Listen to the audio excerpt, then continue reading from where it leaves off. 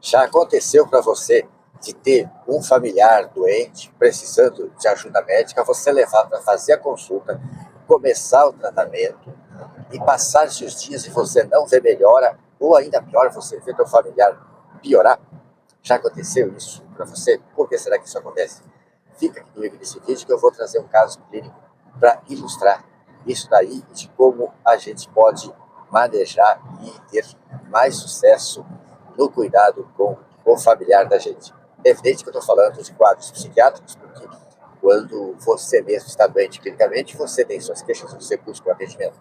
Mas um adoecimento psiquiátrico grave, a pessoa fica desorganizada e precisa da ajuda de terceiros para ser levada ao médico, para ser administrado o tratamento, porque ela fica desorganizada. Eu sou Moacir Toledo, sou médico de família e psiquiatra, atuo aqui na região de Sinop, com consultório, e também sou professor da Faculdade de Medicina da UFMT. Recentemente, no consultório, eu atendi uma senhora muito jovem, mas aquela que você bate o olho e parece que você está diante de uma pessoa mais velha, que a idade cronológica é muito menor que a idade que ela aparenta ter. Uma aparência assim, para mais de 55 anos, 60, nós, se não estou enganado, tinha 40, 41 anos, tem filhos pequenos, inclusive. Um quadro nitidamente depressivo, bastante prostrada, um histórico de prejuízo do sono, do apetite, verbalizando questões de autoextermínio. Então, a gente conversou com a família e iniciamos um medicamento antidepressivo, um poder sedativo, para tentar não dar mais uma droga, um benzodiazepínico para dormir, e o carbonato de lítio por causa do risco de autoextermínio. Não posso falar aquela outra palavra aqui, senão o algoritmo das redes sociais derruba. E transcorrendo quase um mês, a família voltou a fazer contato, contando que a paciente não tinha melhorado e que, inclusive, tinha piorado, estava mais desorganizada. Encaminhou um vídeo com o WhatsApp do consultório, com a paciente prostrada, jogada ao chão, assim, com aparência bem mal cuidada, e nas suas falas, né, deixaram transparecer que ela estaria tomando os medicamentos sozinha. Mas uma paciente extremamente desorganizada, assim, grave como está, o ideal é que as pessoas estejam administrando, entregando e assistindo, literalmente supervisionando as tomadas das medicações. Senão, pessoas com risco para autoextermínio, muitas vezes eles acumulam medicação e usam de maneira errada, né, doses muito elevadas, para tentar um desfecho não desejado, né, por ninguém de nós nas doenças mentais. E às vezes eles estão tão desesperançados com um quadro depressivo que eles não acreditam numa melhora e passam a não usar a medicação. E às vezes até quando alguém da família pergunta, mãe, pai, fulano, você está tomando a medicação? Ele fala, tô, porque ele não quer discussão, não quer entrar nesse impasse com as pessoas. Então é muito importante ter a supervisão. E aí, qual foi a conduta deles? Tinha sido solicitado exames e era para eles enviarem esses exames para a gente analisar e complementar algo mais na receita. Além do antidepressivo, do carbonato de lítio, como uma conduta psiquiátrica clássica, eu também já fiz alguns suplementos, algumas vitaminas, e estava aguardando vir esses exames para a gente analisar se estaria acontecendo algum outro problema. É uma idade próxima do climatério. Agora eu lembrei, eu falei que a idade dela é 40, 42, não, a idade dela é 51 anos. Então é uma idade bem típica para estar entrando no climatério, na menopausa. E também tem que se avaliar a tireoide e a questão da bioquímica de sangue, pode ter uma doença clínica, como diabetes também, ali ainda envolvido. Mas esses exames não vieram, transcorrido mais de 3 semanas, a veia reclamatória que a paciente não melhorava, que inclusive tinha piorado, pedidos os exames, não foram feitos. E qual era o pedido deles? Devolução da consulta.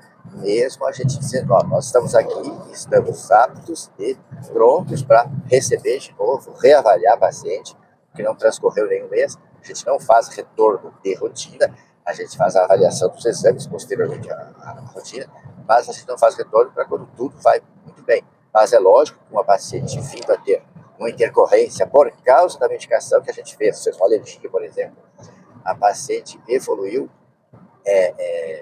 com uma piora muito grande como essa, a gente não é desumano. Humanamente, a gente vai pedir para retornar e vamos rever de novo, vamos tentar ajustar isso, sendo um quadro da evolução da mesma doença, do mesmo problema que foi consultado, diferente que se surgir uma nova problemática.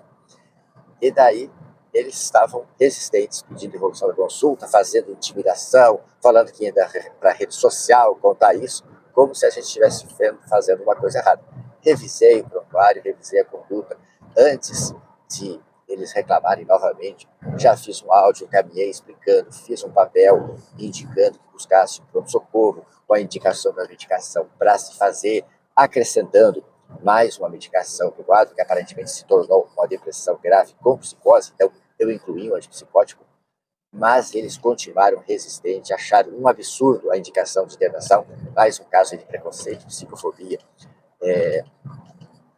com as doenças psiquiátricas e com a psiquiatria e com o tratamento psiquiátrico, as pessoas têm muito medo da internação psiquiátrica. Veja que se a gente ficar grave, bom, bater de moto, tiver um TCE, ficar em coma, a gente vai achar ótimo ter uma vaga hospitalar, uma vaga em UTI para colocar o familiar da gente, mas quando o familiar da gente está gravemente enfermo por uma doença psiquiátrica, a gente tende a achar ruim, as pessoas tendem a achar ruim essa indicação. Olha, não está conseguindo cuidar em casa, vamos internar. E é assim que a lei prevê. Primeiro, a gente deve tentar as medidas de tratamento ambulatorial, comunitário, ou seja, em casa, consultório, CAPS, mas a internação psiquiátrica é prevista e é benéfica e é necessária. Então, eles continuaram resistentes, fazendo essa intimidação de exposição na internet, e diante da quebra da relação médico-paciente, relação prejudicada, com a conduta deles irredutível em reavaliar a paciente para a gente retraçar a conduta e continuar o tratamento, eu entendi que a relação médico-paciente prejudicada não poderia mais atender. E aí, quanto a devolver o pagamento dos honorários, o que se prevê quanto a isso? Legalmente, não é para se devolver, porque a consulta foi consumada, foi marcada, foi paga, foi realizada, foi traçado uma conduta terapêutica diante de um diagnóstico elaborado ali na consulta. Então, e o médico não tem obrigação de resultado, ele tem de empregar os melhores meios disponíveis para ele, para o tratamento do paciente, mas se o paciente vem a óbito, se o paciente evolui mal, não tem sucesso terapêutico favorável, não é considerado culpa do médico e isso não é ensejo para não pagamento. Então, se fosse vinculado ao sucesso, todo aquele paciente que falece no hospital não precisaria pagar a conta. E a família, na realidade, paga a conta. Os serviços foram prestados, a assistência foi feita, mas, infelizmente, não teve um desfecho favorável no caso. Mas eu não quis decidir sozinho. Passei para a administração da clínica, para a gerência, que é a minha esposa que cuida disso. Falei, decidam essa exposição que eles ameaçam fazer na internet. Para mim não tem problema, porque a gente já tem uma rede bem estabelecida, com muitos depoimentos favoráveis, a gente tem tantos sucessos. E deixei claro que o intuito da gente é dar assistência para ajudar as pessoas. Aquilo que a gente não estiver ajudando, inclusive parte de mim muitas vezes.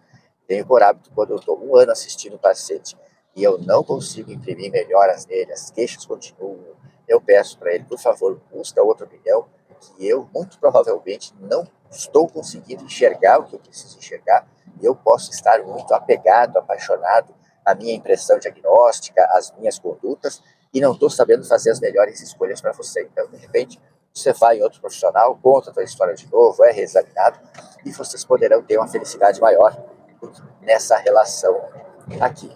Como o intuito da gente é ter pacientes continuadamente para cuidar da pessoa ao longo da vida, de nada adianta você insistir com uma pessoa que tem essa crença de que uma consulta vai resolver tudo, um adoecimento às vezes de anos, ela está há 5 anos doente, segundo eles contaram, já teve uma crise parecida há 5 anos atrás, tratou por 6 meses e depois ficou tudo bem.